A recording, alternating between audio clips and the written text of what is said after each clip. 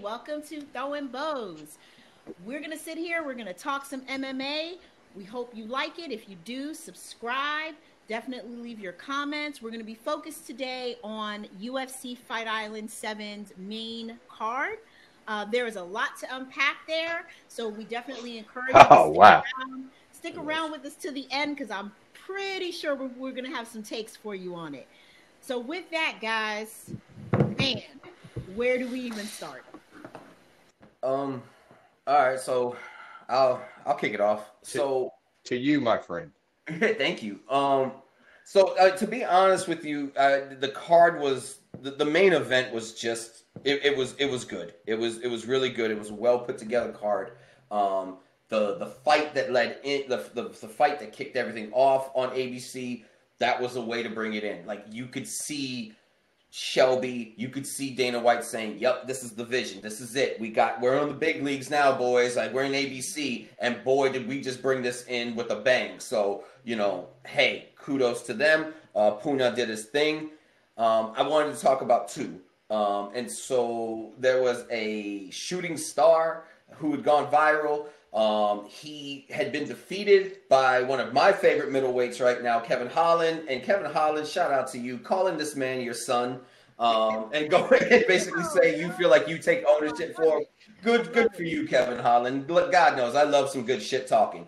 But Colin Buckley, your man. Son. And then as he defeats people, you were getting happy for him. But if you know anything about it, he's got beef. Buckley's got beef with James Krause, and the word on the street is down there in St. Louis, he could be prickly. He didn't necessarily want to join a gym or jump into a gym, or if you listen to the rumors, that's what they say, right? And so you kind of get this idea that maybe Buckley has a little bit of an ego, and so he loses to Holland, but it wasn't the worst, Holland's knocking a lot of people out. Holland's knocking people out off his back. So, Dana gives him another fight, and then he kicks that poor guy in the face. He does a spinning wheel kick and kicks him in the face. Yeah, knocks him out, goes viral. UFC is like getting highlight reels on ESPN, and then he gets his next fight. And Dana says, "Okay, well, can you duplicate your efforts?" And the kid's like, "Yeah." And he doesn't spin and kick him, but he knocks him out. And so going into this fight with Alessio,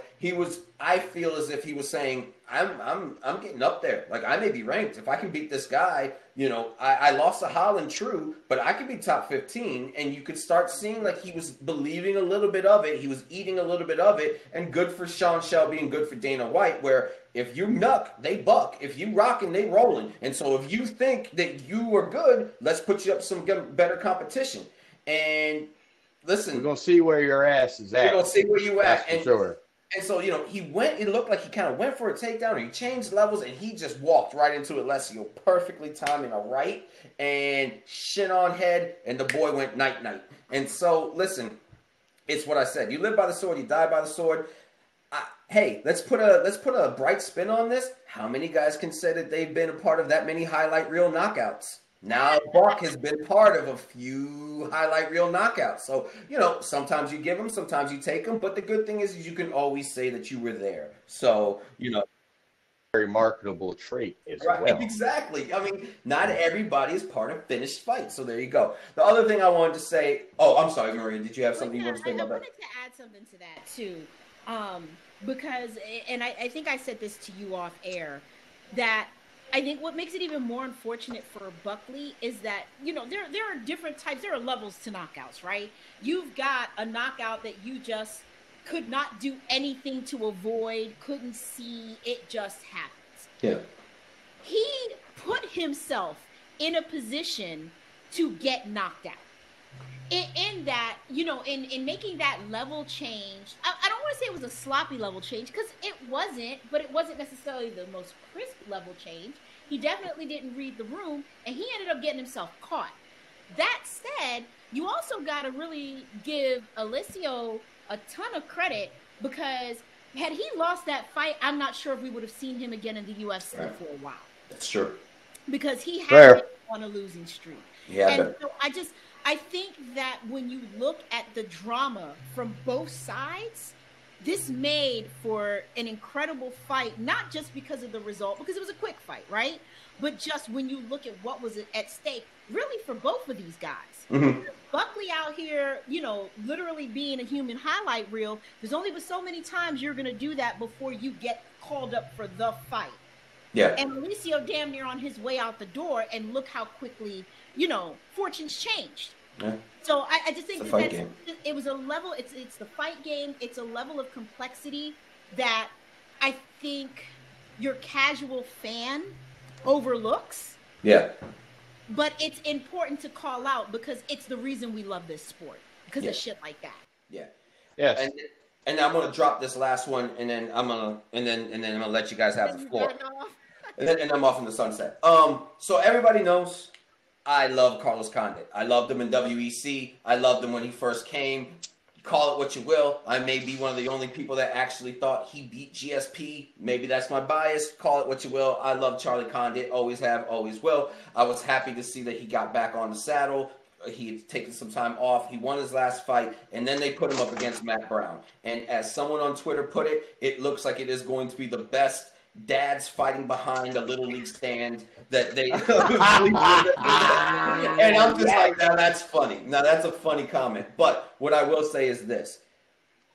I love that he kept his striking. He is a wrestler. He's been a wrestler since 6 years old. And sometimes he could get into situations where he wasn't comfortable doing it, and you would kind of scratch your head like, but you have a base in wrestling. Why are you not able to get better? And what I will say is this. Fighting someone as Matt Brown does have a good grappling game. And he did end up on his back. Does he ever? He fought. And you could see Condit was like working positions and not just content to lay on his back. He was consistently working the grappling game. You could see that when he was on top, he would have a leg in, and he was grabbing the ankle, and he was working wrist control. And so, like, I'm happy. I hope that what Dana said in the post conference is true. He's, first of all, when someone brought up to him that Dana was like, "Oh, well, this is his last fight on his on his contract," Dana was like, "Is that true?" Like, "Oh no, I love Carlos Condit. Like, we need to get this man re-signed." And I'm like, "I hope that's how you feel." But I say all that to say, I'm happy at least he has something to give to the boss to go to the negotiation table and say, I'm not dried up yet. This well is not dried up. Give me 3-4 fights. Let's see where it can go. Is he ever going to be a title contender again? I don't know. But what I will say is I'm just happy my boy has got 2. And that's me. That's all I got. You can't go wrong with Carlos. You really can't. He's super nice guy, world-class human being.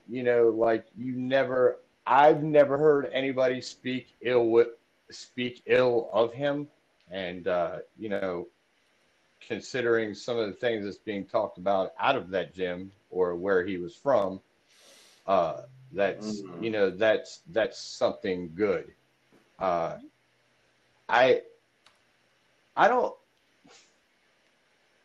I think because of name, you put him somewhere in the top 15 range, and you just see where he can go.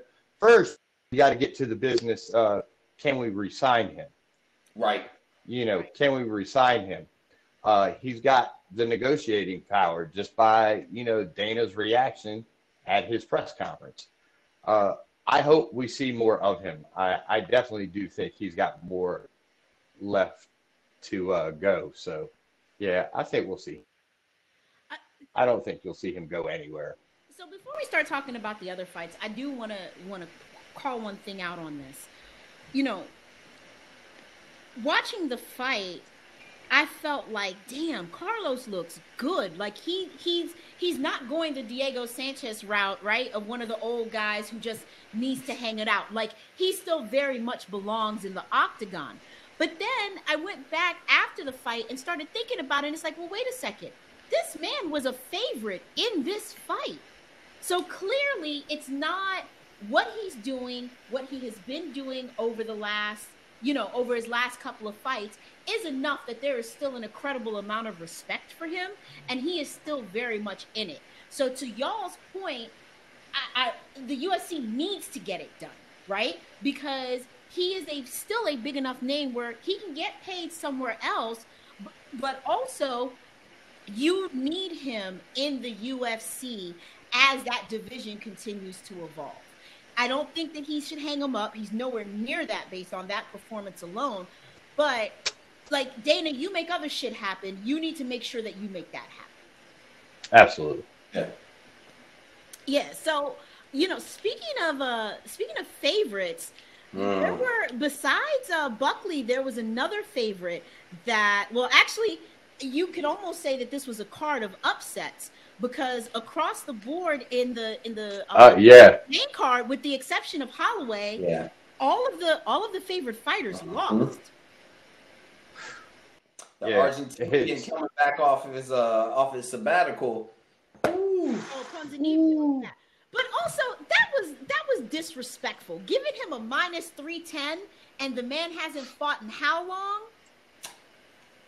Like Yeah. that Yeah, was that's disrespectful. That I don't know what they were thinking with that one. If I can be honest with you, and I think it's going to start. It really does need to start changing. I just feel like there's this sense of there's still just this disrespect for Chinese fighters, Yes. and I don't know if the UFC is aware, but these people can, like, these folks coming out of China can fight. We got a women's champion, and listen, if it all stacks out the way I want to, we're gonna have a super fight between two great Chinese fighters. There are good Chinese fighters, and the disrespect actually needs to stop.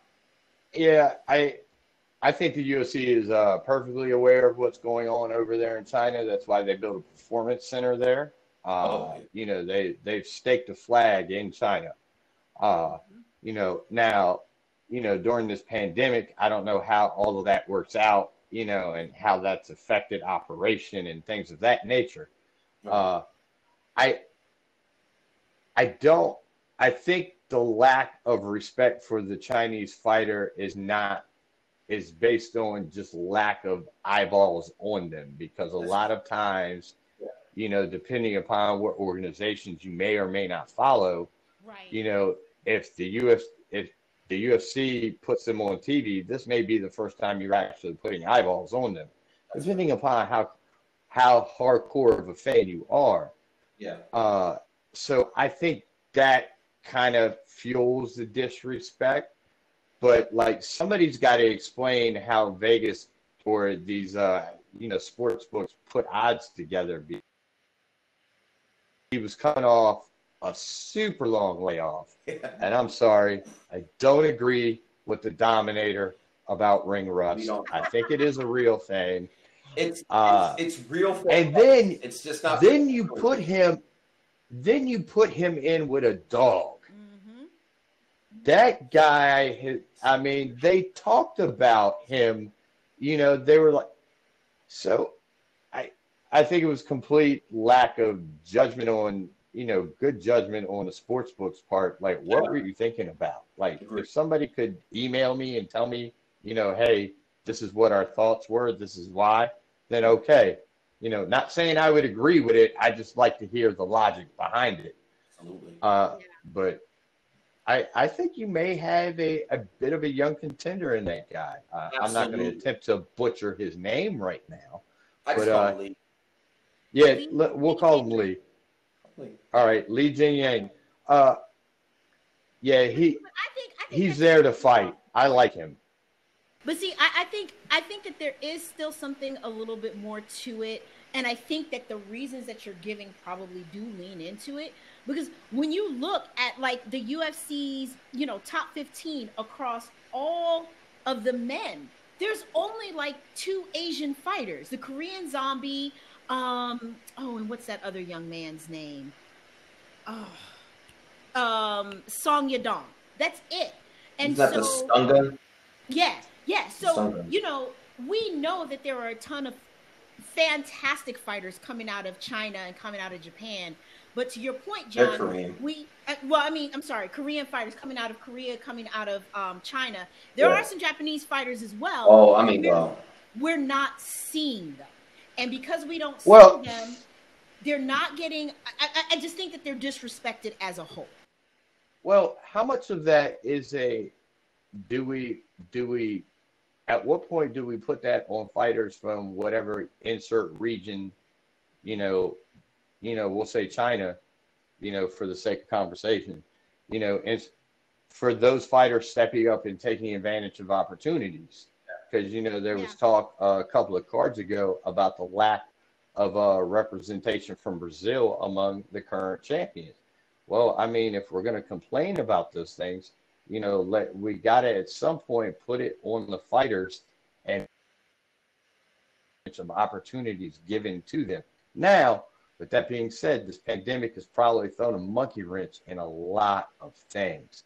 And there were probably a lot of fighters that we were going to get to put eyeballs on.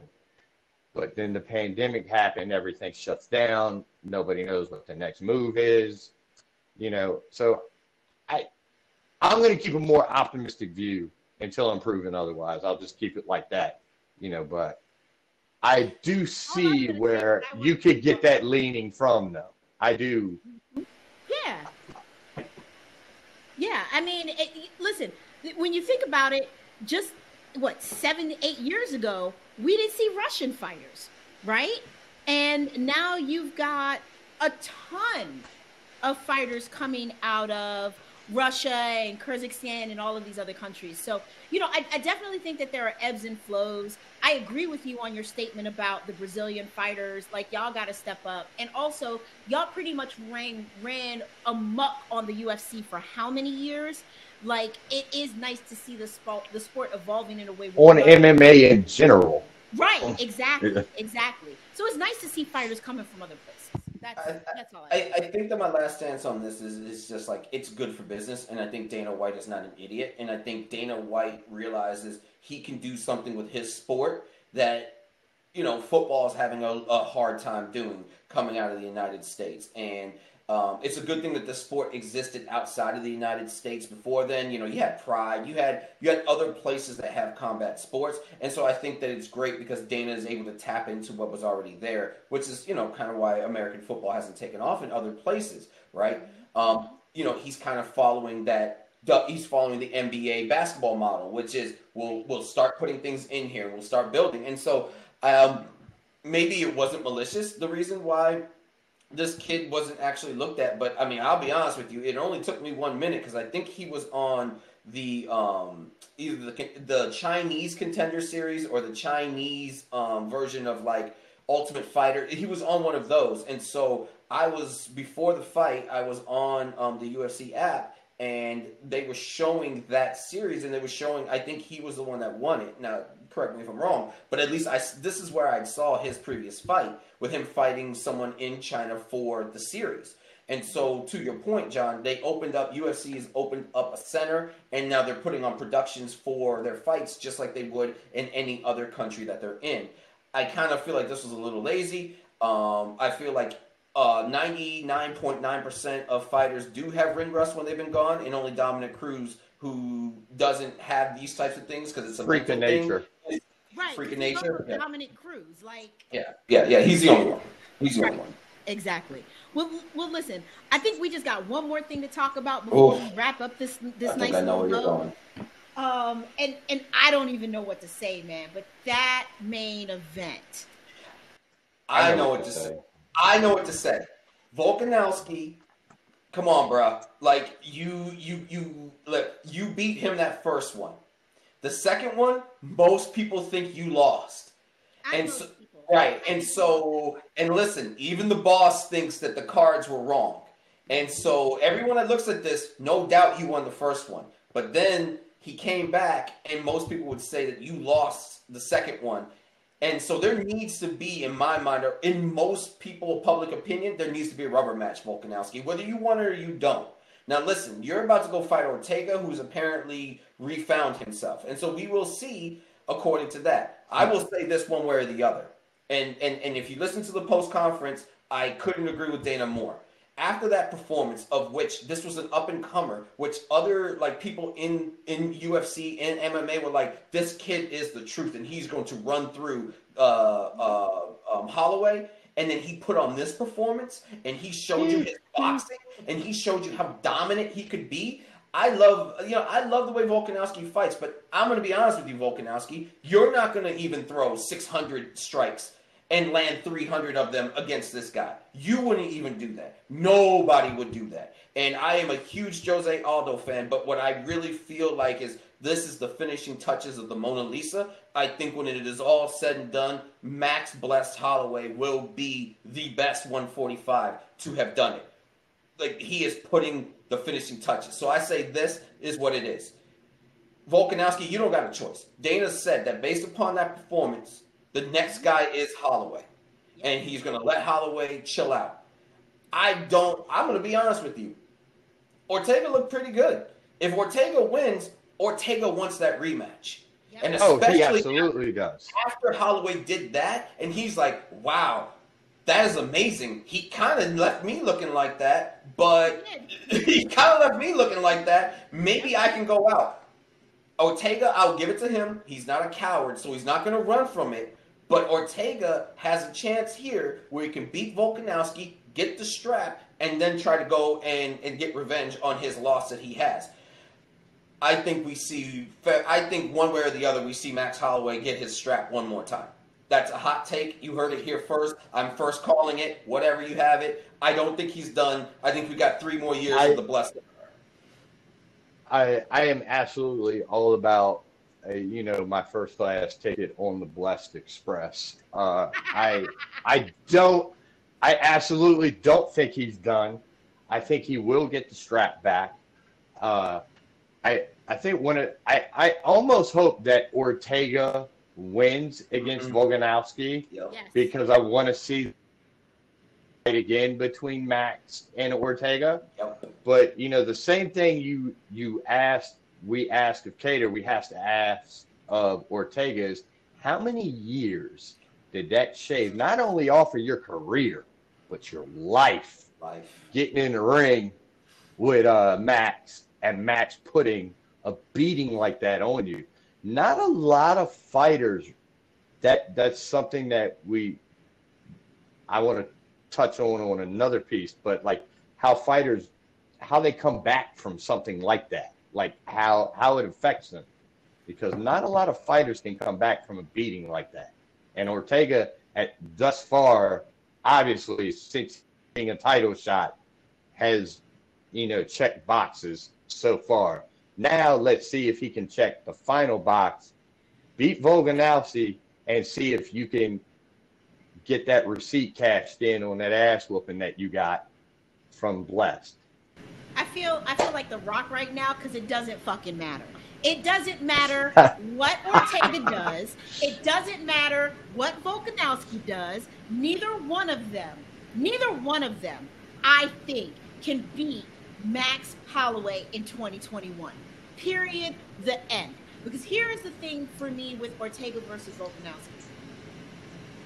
I hear you when you say you'd like to see Ortega win, but I have not seen that much evolution in Ortega's game from when Holloway beat him to now. So unless I see something dramatically different in his approach in the octagon in that fight for the strap, to me, I already know how that fight with Holloway ends. Him getting his ass beat again and being sat down again. I do not see, because it's like... Still entertaining. Oh, listen. That ass whooping that he's going to give out is going to be entertaining whoever gets it. But for me, I'm looking at it from the perspective of they've both improved, right? All of these guys are professionals. All of them are constantly working to get better. So Ortega, you are better.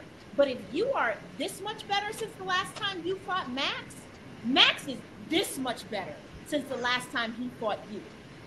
Really, in my opinion, you've got nothing for him. And same thing with the current champ. You lost that fight. Apparently, you must have been giving the judges the same Kool-Aid that John Jones is giving the judges, where in close fights on the cards, the champ always seems to get the advantage. The problem with that fight for me was I didn't feel like it was that close that it should have even been in question. All that said, again, Volkanovski, you're here. Holloway is here. So I really don't think it matters which one wins. Max gets his belt either way. I would prefer to see Volkanovski and him go again than to see him and Ortega go again. Last thing I'm going to say, he threw 600 strikes and boxed him out without sparring. He did not spar this camp. What? He didn't spar. They talked about it. Yeah.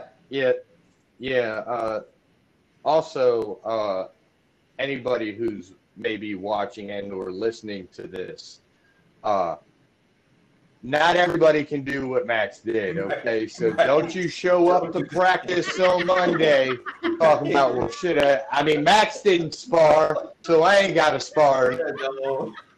Levels. I am of the thought that you need to get punched in your snot box on a repeated basis to see if I can, formulate a thought and still function while getting the life beat out of me. So, there's levels, and Max is at that level where he can do that. Not a lot of them can. Yeah, I mean, listen, I know it's the first card of the new year, and I tend to not be one of those hyperbole people that, will see something as this is the greatest and blah, blah, blah. But I can't front.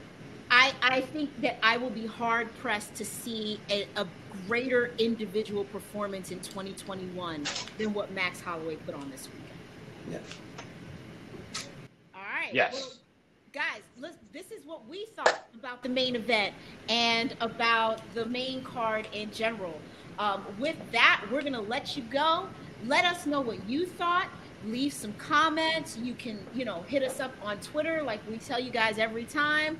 If you're rocking, we're rolling, you can say whatever you want, and we will definitely come back at you either in support or to maybe let you know you're wrong. Who knows? All the keyboard gangsters. All the keyboard gangsters. It'll be a good time. It'll be for fun, guys, for fun. So listen, you can hit us up on Twitter. Our handle is @BozThrowing. You can also, like I said, leave a comment. Also, don't forget to subscribe. Don't forget to like. Don't forget to tell your friends. Please. Get in on the action. Get these conversations with us. And, if you like it and you want to just leave us a voicemail and tell us, yeah, you guys are great, or you're right, or yo, y'all are full of shit, you can do that too. Yes. The number that you need to call is 306-7... No. Let us know. BOZ. That's 306-791-2697. So with that, we'll let you guys go. We'll talk to you soon. Peace. Peace.